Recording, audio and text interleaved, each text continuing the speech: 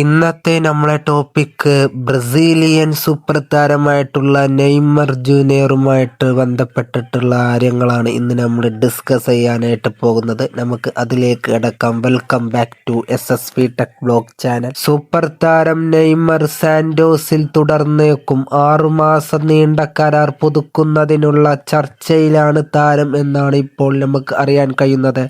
ഇത് കേൾക്കുമ്പോൾ സാന്റോസിലെ ആരാധകർക്ക് വളരെ അധികം സന്തോഷം നൽകുന്നതാണ്. നെയ്മർ ആരാധകർക്ക് വളരെയധികം സന്തോഷം നൽകുന്നതാണ്.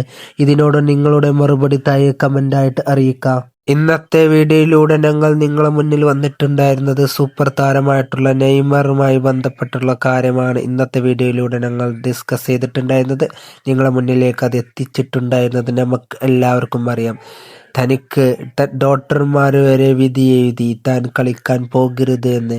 തൻ്റെ കാലിന് തനിക്ക് എന്താ പറയുക, കളിക്കാൻ പറ്റിയ ഒരു അവസ്ഥയിലൂടെ എല്ലാം പോകുന്നത്. അതുകൊണ്ട് തന്നെ തനിക്ക് കളിക്കാൻ പറ്റില്ല എന്ന് വരെ ഡോക്ടർമാർ വരെ വിധി എഴുതിയപ്പോൾ താൻ ഒരിക്കലും അതിന് കീഴടങ്ങില്ല.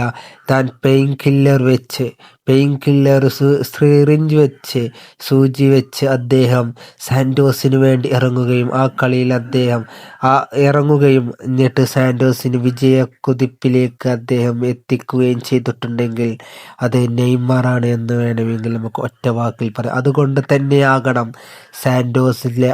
സാന്റോസ് മാനേജ്മെന്റും കാര്യങ്ങളൊക്കെ നെയ്മർ നിലനിർത്തുന്നതുമായി ബന്ധപ്പെട്ടുള്ള കാര്യങ്ങളാണ് ഇപ്പോൾ ചർച്ച ചെയ്യുന്നത്. അതുകൊണ്ട് തന്നെ നമുക്കൊരു കാര്യം പറയാം. നെയ്മറിൻ്റെ പല റിപ്പോർട്ടുകളായിട്ട് നമ്മൾ കണ്ടിട്ടുള്ളതാണ്. നിങ്ങൾ നമ്മളെ ചാനലിലെ വീഡിയോസ് എന്നും കാണുന്നവരാണെങ്കിൽ നിങ്ങൾക്ക് എല്ലാവർക്കും പറയാം, നെയ്മറുമായി ബന്ധപ്പെട്ട് നെയ്മർ ഒരു കാര്യം വ്യക്തമാക്കുന്ന നെയ്മറിൻ്റെ സ്പീച്ചും കാര്യങ്ങളൊക്കെ നമ്മളെ ചാനലിൽ അപ്ലോഡ് ചെയ്തിട്ടുണ്ടായിരുന്നു. അതിലൊക്കെ നെയ്മർ പറഞ്ഞിട്ടുള്ള ഒരു കാര്യമാണ്, അടുത്ത